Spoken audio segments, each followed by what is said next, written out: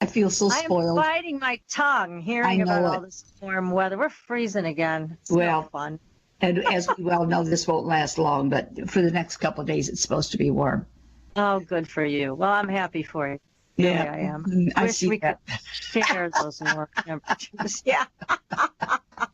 Hey, do we have a great guest tonight or what? Gosh. Paul, absolutely fabulous. We're going to bring him on in a couple of minutes. He is a very exciting guy. He's one of our favorite people. We've had him on before. And, of course, you all know. If you heard him before, you know he's a terrific guest. But tonight, we are talking about the CIA secret experiments with Paul and his new book, which is called Blowing America's Mind. We are going to get to all the secret stuff that happened way back then, and we have a lot to talk about. But before we go there, PK, what is happening? We've got this, these secrets are still coming out, aren't they? Just like you said they would. They definitely are, and we're going to see even more coming up. But, you know, you're taking a look at this trifecta that we've just had with the moon, and they always say that major things take place after these take place. And so we took a look to see what happened when the last one we had was 152 years ago. So I took a quick look to see what was going on. And you have to remember, today is a day where people don't know who or what to trust. Secrets are all about what's happening. So we're going to get more of it in our interview with our favorite person here about the blowing America's mind. But the thing is, Lincoln was assassinated 152 years ago. The Civil War ended. Steamship in London sinks, killing 220 people. The SPCA was formed. Charles Harris invented root beer. That's the most pleasant thing of the That's the best thing yet. Yeah. The animal protection. But there was a great fire in Quebec which destroyed 2,500 houses. And then someone threw a firecracker which started a fire destroying one half of Portland, Maine. And then the cholera epidemic kills hundreds, I should say, plural, in London. So God only knows what the major changes that we're going to see now taking place since we've just had this trifecta, because that happened in the past 152 years ago, so we don't know what's going to happen now. But one of the things are that people are very restless, not knowing who or what to trust, and secrets are just chomping at the bit to jump out and be made known. So we're going to have to pay attention to some of that. And as you're finding some of these things out, do remember, don't always trust what you think you heard. Double check some of these things just to be on the safe side. We've got a good example of trusting with looking at the book Blowing America's Mind, because it's all validated, it's shown, and it's in black and white right in front of us. Yeah, it's so get rid of what no longer trust these serves alphabet you. agencies, but maybe not. Maybe not. It's not and soup. We've got this memo that's going to be coming out any minute now. Oh, I cannot wait. It's about time that we get to see what's really been going on. So it's just like you predicted, so many secrets are going to come out. There's no holding them back. We are going to get to the bottom of a number of things that were forbidden before. Well, so, yay. That's perfect. Right? But the other thing is, get rid of what no longer serves you. Ooh. Whether it's these secret things going on or you know there's things happening, don't just sit back anymore. Jump in the middle of it and get things out. Let's clear the air once and for all. So many lies spinning. Ooh. Yeah, well, it's about time that we get to hear a little bit about the truth. So I'm hoping this memo will shed some light and we'll begin to see something of what's been going on behind our backs. Hey, do you think they were, like, listening in on us? They could have been. They could have been, you know, because we talk a lot. about UFOs and secret projects. So, well, you know, if they do, maybe we'll teach them something. I certainly hope since they don't seem to want to listen to what they already know. That's right. Just a thought. Who knows? We might be able to teach them a thing or two, you know? Yeah, let's go for it, girl. It's all right. overdue. It is long overdue. So on that note, let's talk a little bit about who we're going to be talking to tonight. Now, again, as I mentioned, this guest of ours, Paul Jeffrey Davids, he's a Hollywood producer. He's a very successful Hollywood guy.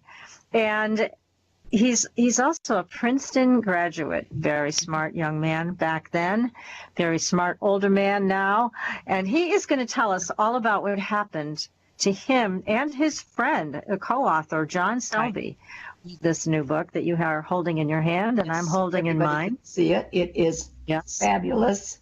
It's great and fabulous. You know, we were talking about before we get on the air. It's like a novel. I mean, it reads like you just want to turn those pages because it's a great story. It's a scary story, though. It's a spooky story. This can be done in, quote, our country. Yeah. These are things that happen behind the Iron Curtain and places like that. Right here in the good old US of A. Here at Princeton. So let's bring our guest on. So, Paul, welcome to the show. Thank you, Patricia and PK. I really appreciated that rousing introduction and the recommendation of Blowing America's Mind. It is wonderful. It's a great Lucky book, for us that you wrote it. Yeah, thank you for writing it and enlightening all of us. I mean, we've heard about MK Ultra. We've heard some tales about what's been going on, but you lived it. You and John Selby. So tell us about how you got into this. I mean, we've read the book, but our audience is new to this. So if you could share with us how this happened. I mean, it was kind of a slow process of them taking you under their wing. Tell us all. What the heck happened back then? I'm happy to, Patricia. Let me first clarify what you mean by back then. Yes. John Selby and I are writing about what happened to us when we were psychology majors at Princeton University back in the late 1960s. And we both stumbled into very unusual employment at the New Jersey Neuropsychiatric Institute, which was near Princeton, and which had researchers there. They had psychiatrists, psychologists, some of whom were affiliated with Princeton, and some of whom were not. We had no idea when we volunteered to be guinea pigs, really, in deep hypnosis research and LSD research, that it was funded by the CIA. We'd never heard of MK Ultra. No one had back in the late 1960s. It didn't become declassified at all for 10 years later. So we got involved in the program with false assumptions, from what we were told about what we were going to be involved in. To give you the setting a little bit more, it was a very special time. Well, not only that it was the late 1960s and the Beatles had come out with Sgt. Pepper's Lonely Hearts Club Band. This is that era. But Princeton was then still an all-male school. It has changed drastically. It went co-ed in the fall of 1969. And it's had a lot of very distinguished lady graduates, including Michelle Obama, and two Supreme Court justices, current ones, Elena Kagan, Sonia Sotomayor. They went to Princeton. But Princeton for, hundreds of years was a male bastion. It was an all-male institution. It was quite exclusive. The rich dominated Princeton for many years. There are eating clubs there, exclusive clubs. Most of the students for most of the years of Princeton's existence were, very privileged and came from wealthy families. But then things changed, by we got to the 1960s, and I was a kid from Maryland, from suburban Maryland, not from a rich or exclusive family, Jewish background, and my father a college professor, my mother a teacher. And my co-author, John Selby, who lived all this with me, we were telling you the true story, what happened to us then. Mm-hmm. Right. He's from a cattle ranch, so he really is a cowboy. He grew up practically on horseback. And he came into Princeton like, I don't know if you ever saw Midnight Cowboy, but it was like, John Voight, the cowboy going to New York, it was completely out of place. Well, John Selby felt pretty out of place at Princeton. John. And I felt out of place in an all-male environment. So when I walked down Nassau Street, the street in front of the university, there's a kiosk there. This is way before we got our information from the internet. There would be ads posted on the kiosk, announcements of student meetings, clubs you could join, projects. And there was one that I saw that said New Jersey Neuropsychiatric Institute looking for deep hypnosis subjects. You know, you'll be trained to undergo deep hypnosis at least once a week, and these sessions will open you up. You know, it presented itself as something that would diminish your inhibitions. You'd have greater consciousness, some terrific experiences, even improve your sex life. You know. Wow, but it does That'd it get a all. college boy right away, wouldn't it? Yeah. So I checked into it and learned very quickly that the head of the program there was a very famous psychiatrist named Dr. Humphrey Osmond. Now, if you've ever in your life said the word psychedelic, Dr. Humphrey Osmond came up with that term. It means mind manifesting. He was a psychiatrist originally from England, then went to Saskatchewan, Canada, where he participated in peyote rituals with the Native American church. That's mescaline. And he began researching the category of drugs that mescaline is part of, which includes LSD-25, it includes psilocybin, the magic mushrooms. And he wanted a better term than what they were using then, which was psychotropic drugs or psychotomimetic, meaning mimics psychosis. So as a curious researching psychiatrist, he asked himself the question, do these drugs really mimic psychosis? If you take LSD and you go off on an 8 to 10, 12-hour trip, this extraordinary experience, which changes all your perceptions, but makes it almost impossible to function, you know, in a normal sort of way. Are you inducing a temporary psychosis on yourself? Is that what a schizophrenic who's in a mental hospital sees and thinks and feels? Or is it something very different? So he was into this research before he got involved with the CIA. Now, the CIA. Why the CIA? Why did they have their hands in this? Yes, exactly. You know, and feel free, Right. by the way, this is sort of a monologue. Feel free to interrupt me if you have. Oh, don't worry, We we will. will. But we're enjoying this so much. So the build up to it, Take us through it. the CIA, going back to the early 1950s, realized that Russia was involved with, the Soviet Union was involved with mind control research and research of esoteric drugs. And in the aftermath of the Korean War, where there was brainwashing of prisoners of war, you know, the CIA, the military wanted to find out what was done to these people. How were they changed? How were they manipulated? Was there hypnosis involved? What drugs were involved? What was done to them? So they initiated Project MK Ultra. But I don't know, from the beginning, could they have ever conceived that what they were really going to do was fund this thing to the hilt through, you know, black budget, top secret, dummy corporations that were the paymasters, inducing psychiatrists and psychologists all across the country to participate in their research on these things. And, you know, as I read it now, from what's been released, there were 149 known mind control projects at 86 American institutions. This, Oh my you know, God. spend some time thinking about what it means. 86. I'm talking about prisoners. I am talking about experiments on military people, but I'm also talking about experiments in hospitals and at colleges, universities, and private research centers like New Jersey Neuropsychiatric Institute. That was just one experiment that I walked into in a absolutely massive program all across the country.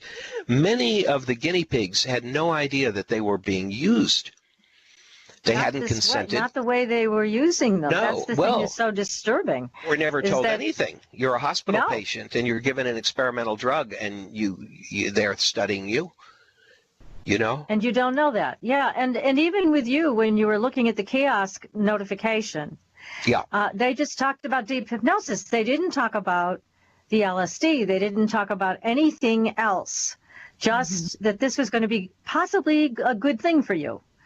Right. So, right. yeah, that's Right. very deceptive. Yeah, So, of course, definitely. they didn't want their subjects to be aware of what they were looking for. We found out the truth about all of this about 10 years later. So when you read Blowing America's Mind, you're inside our skin, so to speak, back when it was happening. It's all fresh. You're really feeling like you're back there in 1967. That's why you said, Patricia, it reads like a novel. Well, very intentionally. Yeah. And yet, John Selby and I set out to tell exactly what happened to us, which we felt from early on was an extremely fascinating and unusual story because of the interrelationship between the two of us. He had been in the program a year before me. He had been subjected to deep hypnosis, hypnotic conditions, including blanking memory, wiping out the past, distorting perception, manipulating your sense of time, slowing time down, speeding it up, changing your sense of size, out-of-body experiences. He became a bird under hypnotic instruction and was told to fly away and was given hypnotic conditions in that state. And he became convinced that when he was brought back, they had done something to him, when he was out of his body as a bird, that he wasn't the complete person that he was before. He didn't know what conditions he was operating under at that point. Which is terrible, because one of the things that I felt so sad about is that this all happened fairly gradually. I mean, the side effects of this, the manipulations that they did. It's not like they gave you LSD and you jumped out a window and killed yourself, obviously. It wasn't that. It was this slow descent. Well, at first there was no LSD. It began innocently and innocuously enough with training to get into a deep trance. When you enlisted, you did have to sign a consent form, and I was 20, so I needed to get consent from my parents, who didn't want to give that consent, but I was so insistent. As a psychology major, I felt that working with this team I would learn a lot, and so they give you personality tests. They give you a hypnosis induction test to see whether you're susceptible to hypnosis. Not everyone is, or people are not equally susceptible. So they wanted subjects that they could train to go into very, very deep trances quickly. And so there would be a period of time of, I think it was a couple months, where you're trained, you relax. It's a little bit like meditation at first, and the hypnotist voice is leading you and, taking you down into an altered state of awareness, which is sort of like between waking and sleeping, like that dream state you have just before awakening. They call it hypnagogic imagery. Mm-hmm. And you're not really conscious in a normal way during that time. And they will give you a word that they don't want you to remember. They'll instruct you, you won't remember it, which will become a trigger word, so that when you come back to the same place, sit down in the chair, and the hypnotist says that word, you'll go right back to that same state very quickly. They won't have to spend 20 minutes inducing the trance. But what they will do after they've triggered your state, they will deepen the trance, take you to a point where they'll put you under a specific hypnotic condition, and that what they want to do is study you and your behavior for the next few hours. So they give you a perception-altering hypnotic condition. They wake you up. You're woken up You'll walk around the institute with them, maybe outside on the grounds, but you won't have a consciousness that your sense of reality has been altered. Maybe they've taken away any memory of your past. You won't even know who you are. You won't remember anything that's happened the day before or years before. That was one of John Selby's biggest concerns, that they wiped out his past very deliberately and put him through these manipulative conditions for an entire year. Now, as far as the LSD was concerned, they would never tell you that they were supplementing the hypnosis experiment with a psychedelic drug. They might, they would sometimes give a placebo. Sometimes they'd want you to think that you were under the influence of some exotic drug, but you wouldn't be. It would just be the hypnosis. Or other times, they would give you LSD, very small doses is what I'm talking about, like microdoses, and you would not know that you'd been given the drug. Now, when I say microdose, LSD 25 is so powerful, and it has its effect in such small amounts that 100 micrograms is sufficient to put somebody off onto a 6 or 8 hour, what we call a trip. Mm-hmm. That's a very, very, very small amount. That's right. So there we go. Here was John Selby, who'd been there a year, and they really wanted to keep their claws on him. He was a senior. He was graduating as a psychology major. They were offering him a full-time position at the Institute the following year as a hypnotist. They wanted to be able to continue studying him. And there was something about deferring his military service too, yes. Right? Didn't they offered him that? That was the big carrot held out. It was during the Vietnam War. Everyone was being drafted after college. The only way to not be drafted at that time, well, if you were medically unfit, okay, you got a 4F deferment, or if you went to medical school, they let you go to medical school, and then they would take you later after you were a doctor. And also they had a deferment for seminary students, which is really unusual. I mean, why somebody wants to become a chaplain or, they go study religion to become a minister or something, why a deferment from the military? But they did, and those were the only 3 ways. So this was a big deal if he could get out of that, being drafted. Yeah, I mean, unless one more thing. Unless you came from a military family and were convinced that you needed to enlist and you wanted to go fight in Vietnam. I think that was the minority of people that had that attitude. Exactly. So, most of us just wanted to have our lives, go on with our lives, and not have it interrupted by military service. So for John Selby, he was said, the work we're doing is it's considered in the national interest. And he was told that some of the support came from the National Institutes of Health, National Institutes of Mental Health, which was true, that some of the money was funneled into, this was a top secret program. It was like a black program. So some of it did come from there, and some of it came from a dummy corporation called the Society for the Study of Human Ecology. Now, I don't even know what that means. I mean, have you ever heard of an organization? Well, what did you do today? No. Well, I got a job with the Society for the Study of Human Ecology. Well, what that job would have meant was that you were a paymaster. That you were a paymaster for the CIA, because that's where the checks came that paid the psychologists and the psychiatrists.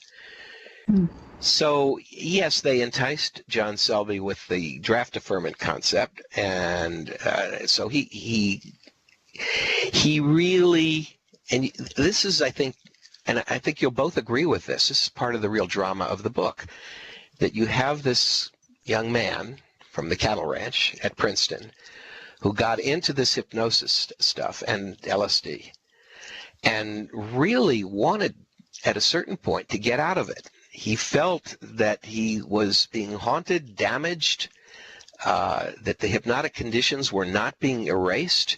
He was having flashbacks of things that had happened under hypnosis, and sometimes at critical times. For example, he became a champion fencer on the Princeton fencing team. But if you have this haunting you, I mean, John Selby always called it the boogeyman. You know, the boogeyman is then the boogeyman came from the New Jersey Neuropsychiatric Institute. So his struggle to break free of it is one of the major themes of the book, and how he finally did it, and how he finally got up the courage to betray the people he was working for, you know, break into their files, you know, find his file. And I don't want to give away the whole plot, you know, but yeah, exactly. He needed to break away. Yes. Meanwhile, you have me, naive, 20 years old, gung-ho for this, right? I hadn't experienced the dark side early on. I enjoyed learning to go under hypnosis. So as John Selby, my co-author, began to rebel against it, I couldn't understand why. Mm-hmm. And then we had another mutual friend, Pac, in the book. He's a terrific character. Would you agree? Pac was really interesting character. He's a great character, and I was going to ask you more about him because he's so interesting. Yeah, I mean, I think he really lives. He helps make it a piece of literature, you know, because this character, yes, Apocalypse, who's half Native American, half Greek, who was a subject at the Institute before John Selby was, and he went just out of his mind. And he always called it the loony bin. We came to call it the cuckoo's nest. I mean, eventually. Didn't Pac try to warn you guys in his own way? Sure, he did. Yeah. You know that there was that book by Ken Kesey called One Flew Over the Cuckoo's Nest. Oh, yes. Yeah. Amazing. Mm-hmm. Amazing classic. Yes. You know, he was in his early 20s when he wrote that, and Ken Kesey was considered one of the major up-and-coming writers of America at that time. And then he wrote Sometimes a Great Notion. And boy, was he persecuted for what? For possession of marijuana. Right? I mean, he was arrested twice for possession of a joint. Jesus. He was facing 5 years in prison. But Ken Kesey, of that time, he was also a major proselytizer of LSD. Well, LSD was legal until 1966. They didn't pass a law against it until then. Ken Kesey got a 1939 school bus. You probably know about this. He painted it all in psychedelic colors. And he, with a band of followers, hippies, went around the country, stopping in different cities, enticing people to take the acid test. Hey, would you like to try LSD? We've got it here in Kool-Aid. And 100 people at a time would take acid thanks to Ken Kesey. So, of course, they persecuted him. Of course, you know, and a joint of marijuana was what they could bust him on at that time. They couldn't bust him for the LSD. Oh, God. So, but we're going to I'm going to interrupt you here, Paul, because we're going to have to take a very short commercial break. But this is a fascinating discussion. We've got questions lining up in the chat room from Ralph and Thomas and Zena. We're going to ask those questions on their behalf. If anybody has a question to ask, you can go to irnchat.com, irnchat.com.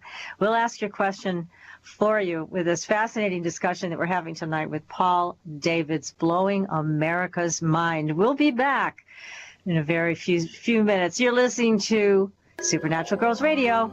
Stay tuned.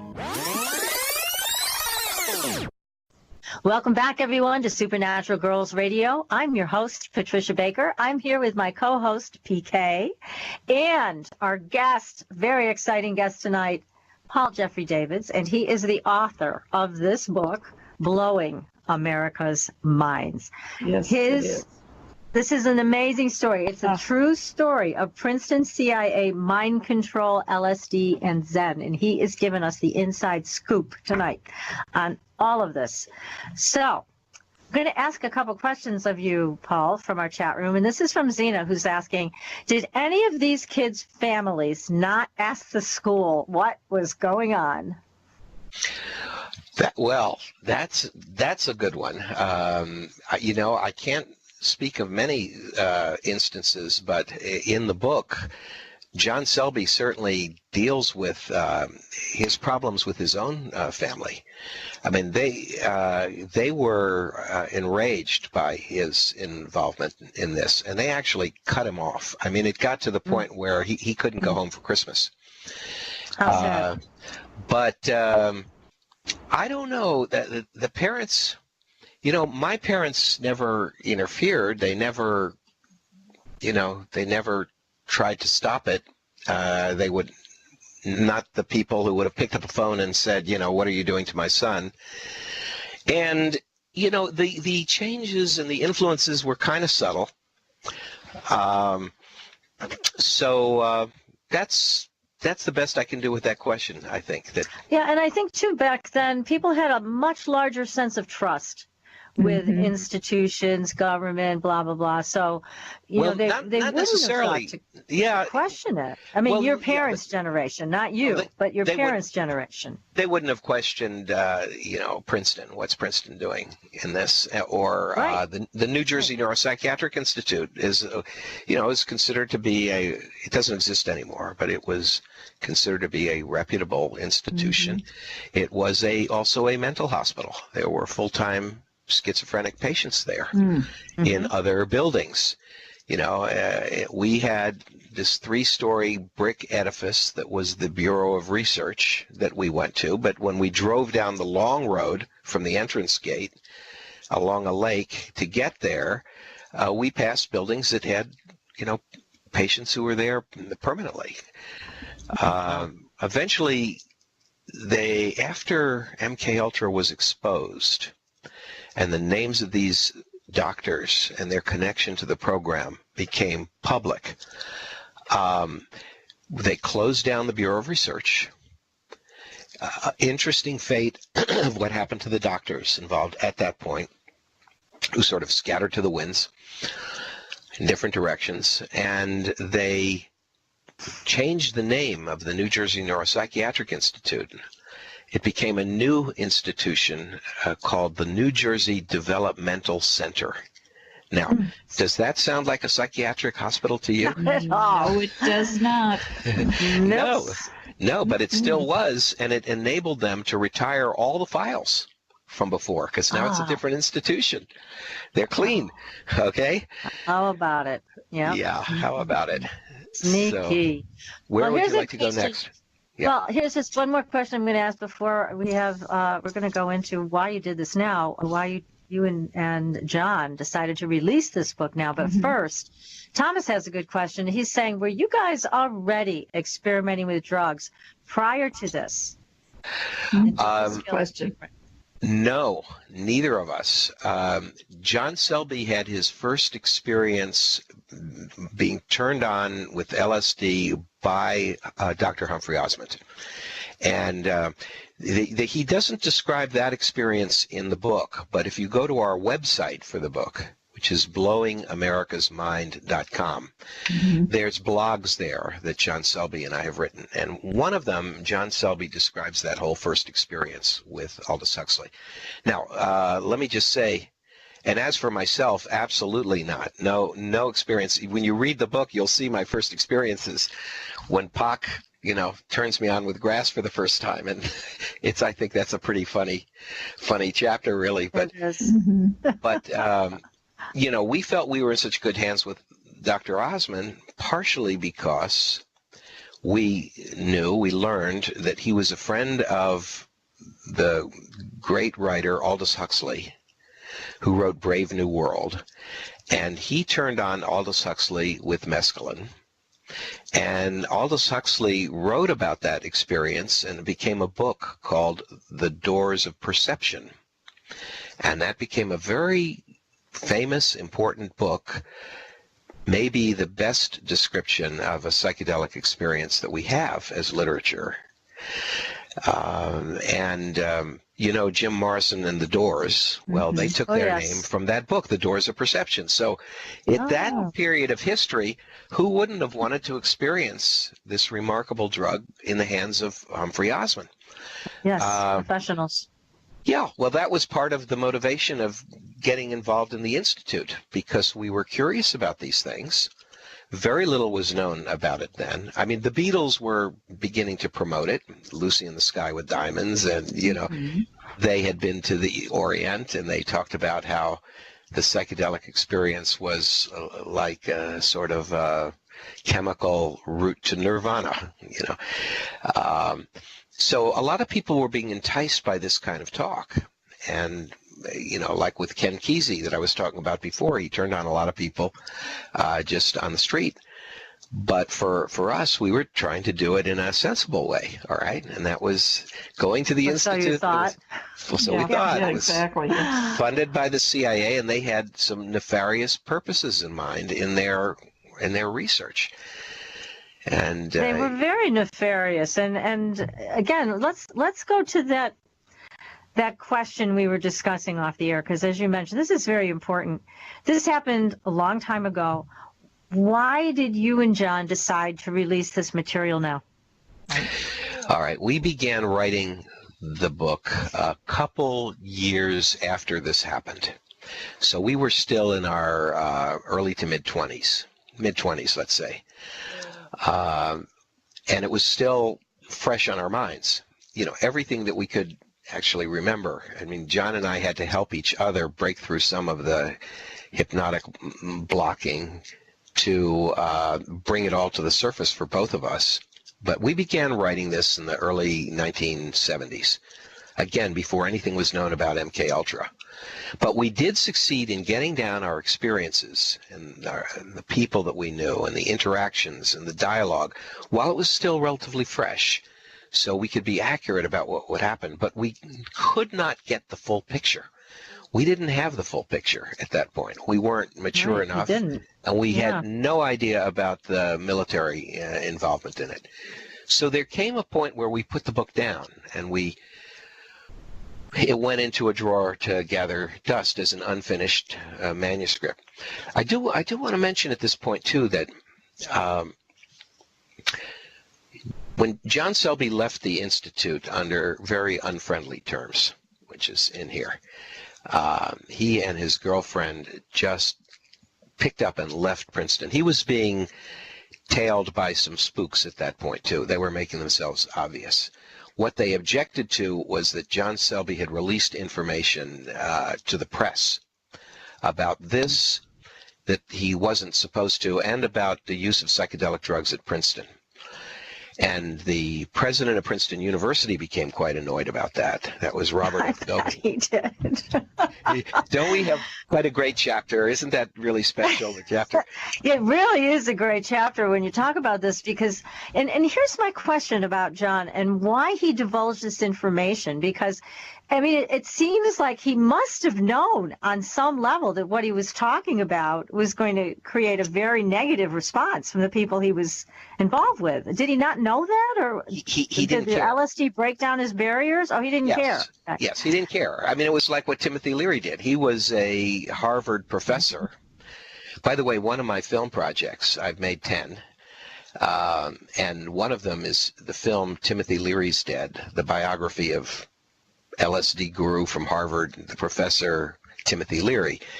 Maybe the younger generation isn't as familiar with him as well we were, but he was like a national leader of the hippies in those days. Definitely. So he didn't care either what he said. People, they did that. Well, there's a chapter in the book of John Selby with the president of Princeton talking about LSD and the information that John has divulged to the media about drug use on campus, and Robert Goheen questioning him, really trying to understand, why this was happening, and get at the answer for himself as to why would this young man, who was given the privilege of coming to Princeton from a dubious background as far as becoming an Ivy League student, from the cattle ranch, why would he sort of turn against tradition and attempt to immerse himself in these drugs that changed his sense of reality? and these experiments that change his sense of reality. And the president of the university kept saying, well, it sounds like you want to escape reality, that, here I love the reality we have here, kind of intimating what's wrong with you, John. And John said back to him, you don't know what reality is. You won't know what reality is until this chemical, LSD-25, acts upon the diencephalon in your brain, which is the filter. The diencephalon is what limits the amount of stimulus and information that comes into our brain, so we can handle the barrage of wavelengths of everything that's out there. If you don't have that filter, you can't function. You're overwhelmed. Well, LSD takes down the filter, and you see the world in a new way. You see much more detail. You see things in minute detail, and you have a flood of not just sensations, but a flood of ideation, of thoughts that courses through your brain at an incredibly rapid speed. So it slows time down. I mean, normally you might feel, in the course of 5 minutes, you might be thinking about maybe 5 different things. You spend a minute worrying about a meeting you have to attend, a minute worrying about your finances, a minute thinking about a cousin who had an accident. But under the influence of the psychedelic drugs, imagine having 100 thoughts in the same amount of time that normally you would have one. So it makes it like seem a big download. Yeah. Yeah, it makes it seem like time stands still. So we have this chapter in the book of John Selby explaining all this to the president of the university. I mean, this really happened. It's accurate dialogue. You asked, why did we wait so long to release the book? Can I tell you? Everybody's dead. I just started to say that they're all dead now, aren't they? They're all dead. They're all dead. We used all the real names. It's safe. So they're all dead. And also we felt for many years we didn't dare. We just didn't dare. We didn't know what the reaction would be of Princeton to our release of this book, or the CIA. This is ancient history for the CIA. They've got more important problems of what's going on, today. This happened a long time ago. But maybe some of this stuff is still going on. We would have no way to know. It's always been top secret, right? We don't know. We don't know what kind of experiments they might be doing today. Yes. We won't hear of it. But it is very interesting. Really, the only reason we're can I just say, go I ahead. just want to say regarding the president of Princeton, it's really interesting to me that when he finished his tenure as president of Princeton, President Richard Nixon appointed him as the United States ambassador to India, a nuclear-armed country. So wouldn't you think this would indicate that President Cohen had some deep government connections all along? I would certainly think so. Okay. Yes. But you know how they compartmentalize things, in all of these agencies. So sometimes the left hand doesn't know what the right hand's doing. And that's a way they keep things very secret. So, but my God, I mean, we got to thank you and John for having the guts to bring this forward. I mean, you made yourselves very vulnerable in a lot of ways by writing this book. It was a risk. It was a risk. Yes. The best movie I ever saw, in my opinion, about the craziness of the CIA and the left hand not knowing what the right hand is doing was made by the Coen brothers, and it's called Burn After Reading. Did you ever see that movie? No. No, I'm going to have to see it. Burn After Reading. Yeah. First read Blowing America's Mind, everybody, and then go see. Then do the other, right? Yeah. All right. We're going to be so informed as to at least, again, what you brought forward, because it's your experience. You guys uncovered these hidden files. You knew what was going on by the end of all this. You had a clue that you didn't have when you first started. Well, by the end of our tenure at the Institute, we had a clue, certainly, and spooks were beginning to gather around our lives. When we left this, and I graduated Princeton, and John went from Princeton to the West Coast, and he actually entered a seminary. He wanted the draft deferment. I said there were only 2 ways you could get it. So can you imagine John Selby studying to be a minister? God bless him. One of the many books he's written is called Jesus for the Rest of Us. And I think that's a wonderful title.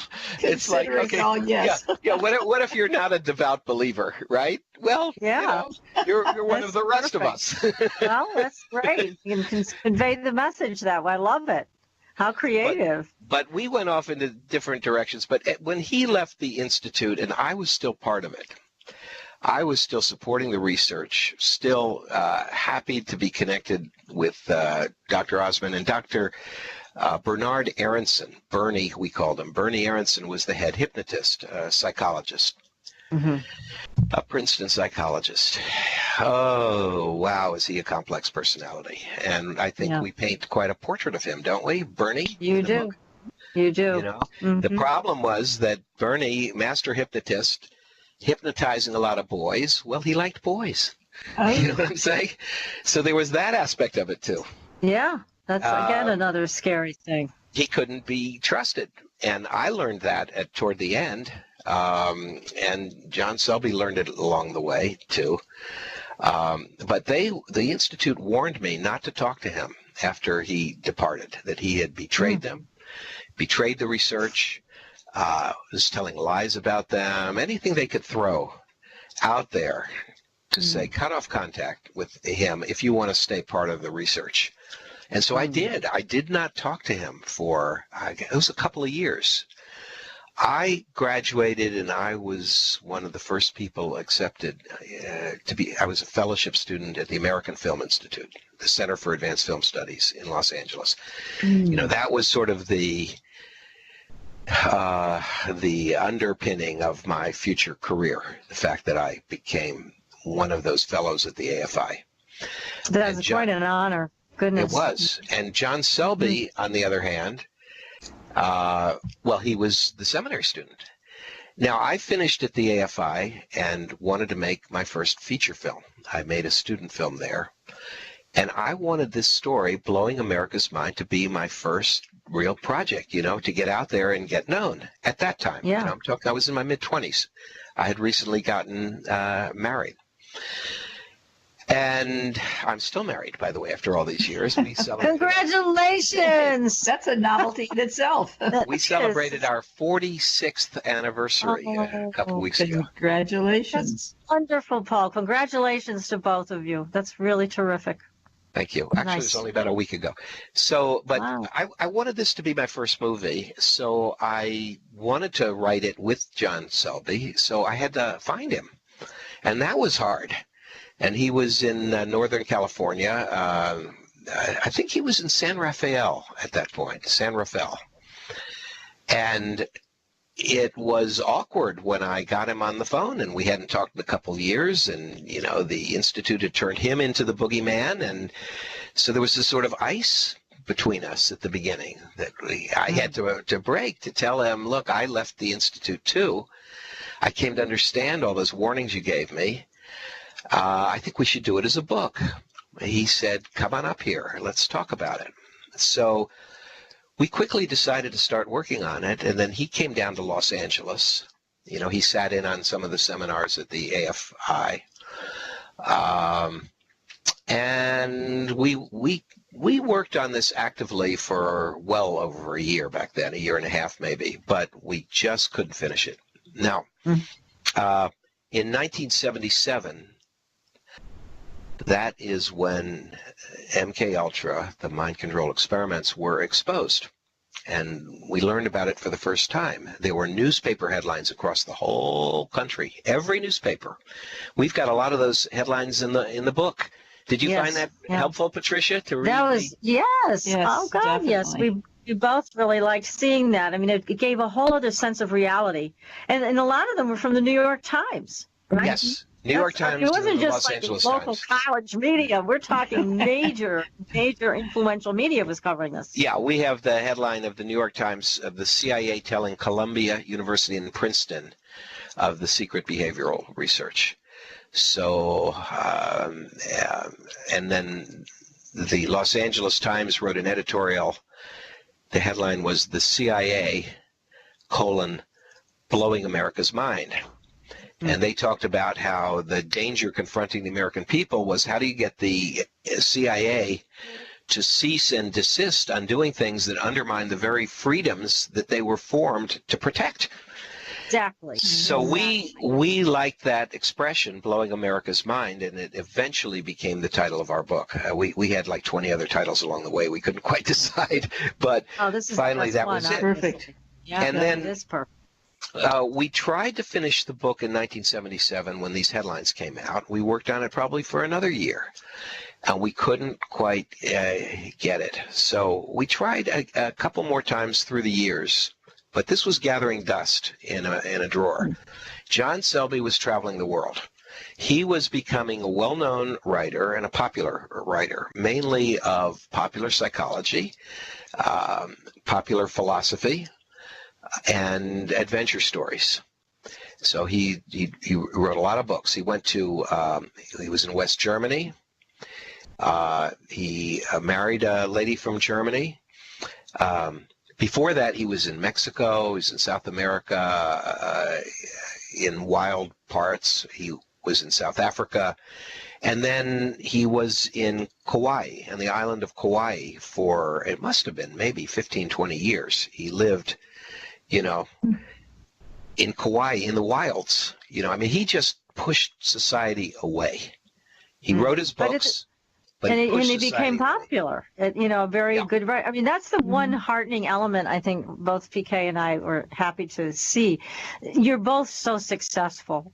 I mean, you as a Hollywood producer and writer, and John as a popular writer. I mean, thank goodness it turned out well for the two of you that way, because, I mean, it could have gone so bad and so fast. But thank goodness it didn't. You both must have guardian angels that helped you on your path, because it was fraught with all kinds of potential disaster. I mean, these people didn't have your best interests at heart, far from it. Quite the opposite. Not at all. You were guinea pigs. They didn't care about what happened to you. They just wanted their research at your expense. They really didn't care. Now, here's a question. That's the sad part. And I'm going to have to ask you this question. It's a great one after our next break, but it's a lot of great questions in our chat room, because we have the smartest audience in radio, I must say. Yes. So anyways, we are going to come back in just a minute or a few minutes, and we're going to continue this conversation with our fabulous guest, Paul Davis, who has written a book, Blowing America's Mind. And you're listening to Supernatural Girlz Radio. We will be right back, and hopefully with you. Welcome back, everyone, to Supernatural Girlz Radio. I'm your host, Patricia Baker, here with my co-host, PK, and our guest, a very exciting one tonight, Paul Jeffrey David, the author of Blowing America's Mind. We've got fabulous it right here. book. See it if you're watching us. An excellent book. It is. It does blow your mind. Doesn't it? It does blow your mind, and it's also heartwarming. Because of the relationships that you learn about as these guys are going through this very dangerous, potentially very dangerous journey with the CIA behind it, which they did not know at the time. So here are a couple questions in the chat room for you, Paul. Ralph wants to know, what reason did the government ever give to conduct these experiments in secrecy? Well, good question. When the files came out in 1977, the head of the CIA then, under Jimmy Carter, was Stansfield Turner. This is not the same man that had put these experiments into operation. That man was Richard Helms. And Richard Helms got into trouble during the Iran-Contra scandal. Later on, lying to Congress, he was fined $1,500 for his missteps. But Stansfield Turner wanted to give reasons to the public, because he when this came out, he wanted to say, look, the new administration here, this is not what we do. This shocked us as much as it did you. There's a quote of him from the New York Times saying he finds this abhorrent, that the agency's leadership allowed it to get involved in this. And they had Senate hearings for 2 days, and Ted Kennedy was involved. And they used those hearings basically to say, you've heard about MK-Ultra. It's part of the CIA's past. It's over. It won't happen again. So, but as far as A likely story. the reasons it was done, they had their missions, they had their goals. One of the things they hoped to find was a way. Forgive me if I mentioned this previously, but to erase the memory of retiring CIA agents of everything classified they knew. That is amazing to me that's what they were looking to do. Oh my God. So here are these people who give their lives in service, and now we're going to erase your memory. Yeah, and manipulate their mind in a permanent way. I mean, they were also looking for the perfect drug to make soldiers lay down their weapons on the battlefield, enemy soldiers. Yeah. So they felt during the heat of the Cold War that they had the justification for what they did, but there were so many innocent Americans who were damaged by this. A few of them sued. There was a famous lawsuit over it involving Dr. Cameron up in McGill University in Canada, who was doing part of MK Ultra and had really damaged some patients who came to him not that seriously ill, not seriously mentally ill, but with extreme anxiety or post-traumatic stress, trauma. And what he did to them just ruined their lives. I mean, he put them through, I don't know if the Nazis could have imagined those experiments. And so there was a lawsuit, and the CIA settled that lawsuit with those subjects. But they said at the Ted Kennedy hearing that they were going to track down the people that were victimized and make good by them. And, of course, that never happened. No, of course not. No. Hi. But here's another question. Yeah. I'm sorry. Go ahead, Paul. You want to wrap something up? No, I was just going to say that we weren't able to finish the book until last year, 2017. I had, I turned 70 a year ago in February. I have white hair now.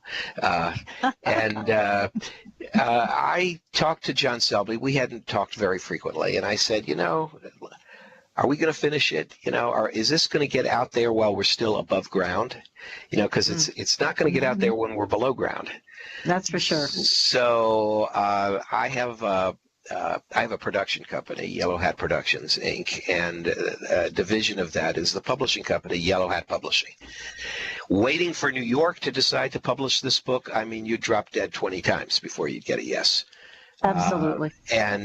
So I said to John, look, let my Yellow Hat Publishing be the publisher. I'll take care of everything. All we have to do is finish it. We have more work to do. There's things we haven't tied together. And so we reread everything we had done before, and we knew that we could put all kinds of details and additional touches to, pull everything together, make it right. And then the epilogue that tells what happened afterwards. And we both feel that there was some benefit to us as being part of it. It wasn't all dark, that, learning hypnosis, it was a good predecessor for then learning meditation, maybe. But I think the main thing is that when we both rebelled against the manipulation and the dark side of this and broke free, I think we each in our own way became more courageous people. And Absolutely. part of that courage enabled me to have the career that I've had of making controversial films in Hollywood, independent films that I've had the good fortune to have them put out there by NBC Universal, one after the other. Films that Hollywood wouldn't decide to make. I got them made. I produced and directed them. And when they were done, was able to have NBC Universal be my main distributor. Showtime did the movie Roswell, which I did with Kyle MacLachlan and Martin Sheen and Dwight Yoakam. And then there was Jesus in India, which attracted a lot of interest. They released and is soon going to be shown in Italy. They're working on the Italian subtitles now, and I'm heading for Italy in May. And then there was the Life After Death Project was another one that Universal did. The Sci-Fi Boys was not so controversial. That was about the history of special effects in movies. It was really, really successful, and Peter Jackson helped me. So, I had this storybook career. It went well. And last year, I said to Selby, look, we're not young men anymore. Let's finish the book. Let's put it out. And he completely agreed. We worked really hard finishing it for around 5 months last year. And here it is now. It's just been, Blowing America's Mind has just been out for a little over a month. And I'm out there talking about it. And occasionally John Selby's out there talking about it too, but it's harder for him than it is for me. I can talk about him easier than he can talk about him. Well, you do a great job. It's fun to listen to you. You're so full of the information that just keeps us mesmerized in what's coming next. Yes. PK, I wanted to mention, because when we were on break, I mentioned this. I was on your show before, and we talked about my book, An Atheist in Heaven, The Ultimate Evidence for Life After Death. And that book of 2016 was, it grew out of the film I made in 2013 called The Life After Death Project. This was an examination of what I think is some of the best evidence that there is a spirit world and there can be contact between the spirit world and our world. And you're from Tucson, you said. I'm in Tucson. And Patricia. My co-author. You're in Tucson. Is somebody from Tucson? But you live in Tucson. So I live in Tucson. Mm-hmm. My co-author on that book is a Tucson guy. Now it's Dr. Gary Schwartz. Oh yes, I know Jerry. Gary Schwartz works for he's a professor at the U of A. Yes, University of Arizona. And he comes from Harvard and Yale, psychology background. He's researched life after death forever. And he was in my movie, The Life After Death Project, and then he co-wrote An Atheist in Heaven. And I'd like your listeners to know you can find all my projects at Amazon.com, I think. Maybe Roswell might be hard to find, but if you want to see everything I've done, imdb.com, the Internet Movie Database, Paul Davids. I started with the Transformers show. I was production coordinator on 79 of the cartoons that you guys grew up with. Oh, how cool is that? That is so neat. Wow. Then George Lucas had me and my wife write 6 of the Star Wars sequel books, starting with The Glove of Darth Vader. Sold 5 million copies, right? I was doing all that, but I couldn't finish my own book, Blowing America's Mind, during any of that period. So that's my story. Yeah, it's a great one. We like your story, and we do hope that this book will be turned into a television project. We think it would be great. Wouldn't that be fabulous? Yes, I think so too. I'd love to see it. That's right. You got great characters here. You've got so many elements that come together to make a really amazing story. Well, here's another question for you. We got to get to these, or these people are going to be mad at me. Okay. Conti's asking, I'd like to ask, did you get paid for the experiments they did on you? Yes. It was employment. It was legitimate employment. So I can't say I walked into it completely unknowingly. It's just that I didn't know what they were going to do to me, or that the CIA was behind it. But yes, exactly. I was a paid subject, and so was John Selby. Okay, and then here's a question from Thomas. It says, hello, girls. Is there any lost footage of these experiments that has ever turned up? It's a good question. I don't of our experiment, what we were part of at New Jersey Neuropsych, I don't think there ever was any footage that I know of. It was before video. It wasn't when you could just set up a video camera and record something that way. What about audio tapes? If there were, I don't know. I mean, I imagine the doctors did it. But whatever became of those, I mean, when they stopped being the Bureau of Research at the New Jersey Neuropsychiatric Institute and became the New Jersey Developmental Center, they retired all their files. Who knows what was destroyed or buried at that time. So right. I wish we had some film. To keep them. Wouldn't that be something? Yes. Now, one more question, because I know you have to go a little bit early tonight, unfortunately, but we have more things to share with our audience. And so here is a question from Supernova. Have you ever found out who the main players behind these experiments were? What's that noise in the background? Yeah, we're definitely hearing. There it's going. It's coming from the screen. It's just stopped. It was the CIA. Yes, well, specifically, a man named Sidney Gottlieb was appointed the head of all the MKUltra projects by Richard Helms. So he oversaw it all, and he was the one who was ordered to destroy all the documents by Richard Helms. And somehow, 20 boxes of documents escaped destruction. They were found at Langley, Virginia, at the CIA headquarters, 1977. years later, I mean, the files went back to 1952, but they were in boxes that were mislabeled deliberately, I'm sure, as the financial records of some other project. So Sidney Gottlieb was in charge of it all. And, and he was actually, you read the experiments and he sounds like he's an old Nazi. You read about his life and you read that when he retired, he devoted his whole life to his biggest hobby, which was folk dancing. All right. Go figure. Talk about not fitting. And he had a club foot. So how does somebody with a club for foot heaven's sakes devote themselves to, these people who worked for the CIA then, they had human lives too. They were interesting personalities. The story of Jim Angleton is massively interesting. He was head of counterintelligence. He figures into my movie Marilyn Monroe Declassified, the CIA's involvement with the death of Marilyn Monroe. You can see that movie, Amazon Prime.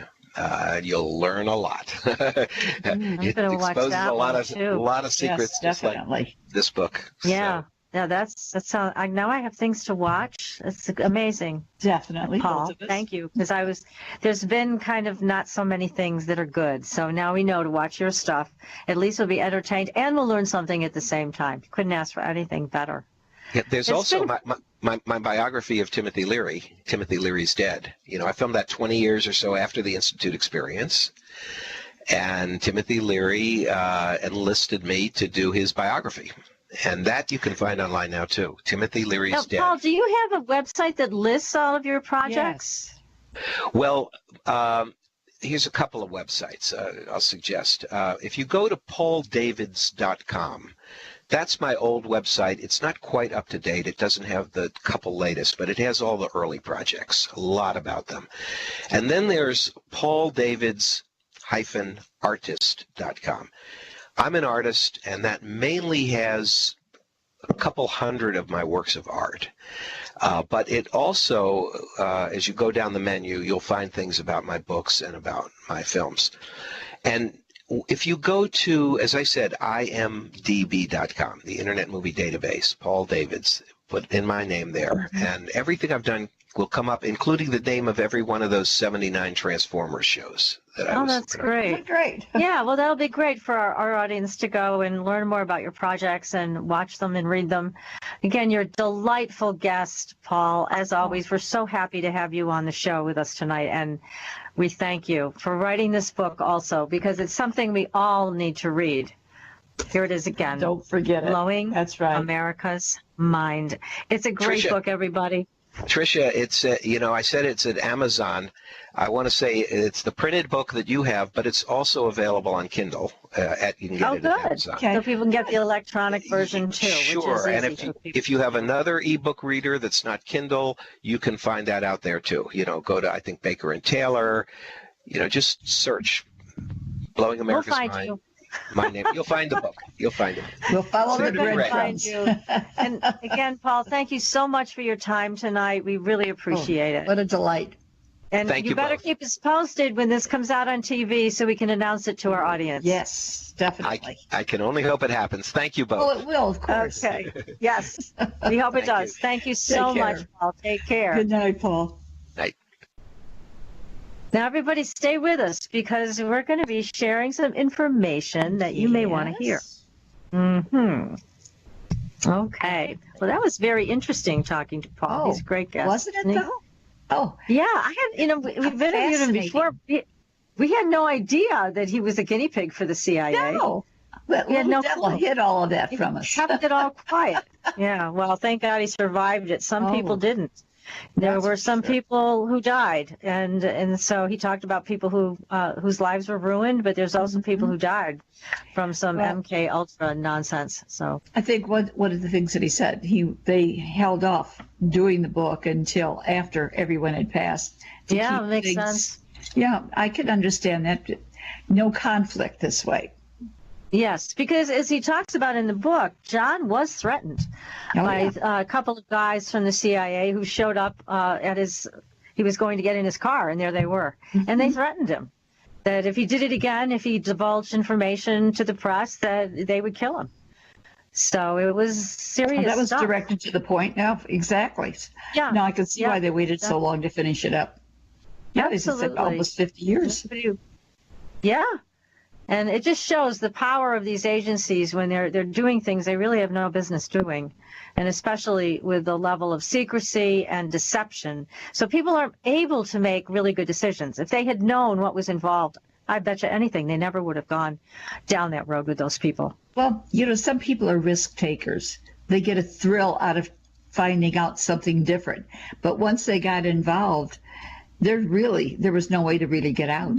No, it was very tough. So even though their friend Pac was trying to warn them, it's still, they thought this was on the up and up, and they didn't realize the shadowy figures behind all of this. So very interesting. But we have a new show that we're going to be doing. Yes. And we wanted to tell everybody the great details. This is a prayer show, unlike any other prayer show that has been out over the airwaves. Now, it's going to be you, PK, and myself, right, and also George Lugo. And the name of the show is When Two or More Are Gathered, because when two or more are gathered, anything can happen, miracles happen. And they have. We have successfully done this before, and we're going to be offering our audience the opportunity to send to us, and this is on our website, supernaturalgirlz.com, right at the top. You can send us an email of what you want prayers for. It can be for yourself, it can be for a friend, a loved one, it doesn't matter, a situation that you want resolved. Please send us your prayers. Send us your story of why this is important to you, why you want this to have a change in your life or a shift in consciousness or whatever it is. Maybe you want better health. Are you facing a serious illness? So send that information to us. Include your name or the name of the person you want us to pray for. PK, you're going to do their numbers. Now, we're not going to reveal the whole person's name on the air. That's not going to happen. Definitely but not. We will use the first name only so the person knows we're praying about them. And PK is going to offer insight based on the numbers. So we're going to do that. And then George is going to offer his psychic mediumship talents to also further provide information for the person we're going to be praying for. And then I'm going to bring in the spirit team, who are the spirit team participants for this person. We're going to bring them in. And we're also going to bring in our own spirit team. So we have a lot of power coming in from the other side. Because as you know, if it's just one guardian angel, that's all well and good. But if you have a team, and now you're going to have 3 teams plus the person's team, this is going to be a very powerful experience for everybody, but most specifically for the person we're going to be praying for. So nobody's ever done anything like this before in this format. We're offering up so much information. It's obviously all free. We're doing this because we want to take our work up another notch and give back to our wonderful audience who's been loyal and loving us through the whole series of shows that we've done. We want to love you back and give you something that you can participate in. Also, as a prayer person, you can join us in the prayer. Or again, you can say, I want prayers for me. We will help you with that. So we're going to start that very soon. And we've already started getting requests. We are accumulating them. We're going over them. See how best we can help these people and offer up a prayer for them to have things shift in a very beautiful, positive, and graceful way in their lives. So you're all invited as participants. You can pray with us for these people who need prayers, or you can ask for prayers for yourself or someone that you know. So that's something that we are starting right here on Supernatural Girlz Radio. And we'll give you the date so that you'll know when to join us and spread the word. Let people know. This is something new that we're, this is going to be a very... Never have too many prayers, right? I can't. I can't either. Need all the help I can get. Yes, we all do. And what a great way to come together with our terrific audience and just, share that power, share the presence of spirit in our lives and reach out to people who really need some help right now. We know there's a lot. we're going through a lot emotionally and physically in this lifetime. And what's going on in the world at large right now has many people frightened and scared because they don't know what direction to go. I've had some people send me their name and a birthday, just the month and day. That gives me a lot of information to be able to help them. And I know that with Patricia jumping in with her parts and George with his, my goodness, you just can't manage to not be successful. Yeah, we're going to make sure that happen. it's successful, that whatever needs to happen will happen in the most graceful way. I mean, that's what this is all about, is, I mean, the things that we bring to our audience, I like to think are going to help them either to expand their consciousness or to improve their lives in some way. We are offering the best of what we know and the best guests that we can find. So this is just taking it to another level, so people can really feel the power of the spirit and the power of the source that's around all of us. It's time to tune in. So we're going to help everybody do it. So if you're going to join us as a prayer participant, you're going to feel this too, even though we're focusing our prayer on some people who have requested it. You're also going to feel the power of this, and you will benefit as well. It's like something overflowing. The more you put in, the bigger it gets. The bigger it gets, the more people that are going to be embraced with it. Exactly. So please tell your friends, if they're interested in this kind of thing, they're welcome to join us. And we will have one of the biggest prayer circles ever. I know we will. And it will reach out and do the kind of work that we always were meant to do. So we're very happy to be offering this to everybody in our audience and beyond. So be sure to share this information. And again, go to our website, supernaturalgirlz.com. That's where you will find the emails that you can send the prayer requests to. And you'll also find a direct contact for PK, a direct contact for me. If you have any questions, you can send those in as well. And we will answer you. So go to supernaturalgirlz.com. Go to our Facebook page. We've got some terrific stories this week. Oh, my God. The paranormal world has just thrown its doors open. And we've captured a lot of them about invisibility and UFOs and all kinds of great stuff. And that's all on our Facebook page. So be sure to like us and follow us there to keep in touch with everything. Well, and we also know from what's taken place today with the trifecta with the moon and such, we know that there's going to be some shake, rattle, and roll coming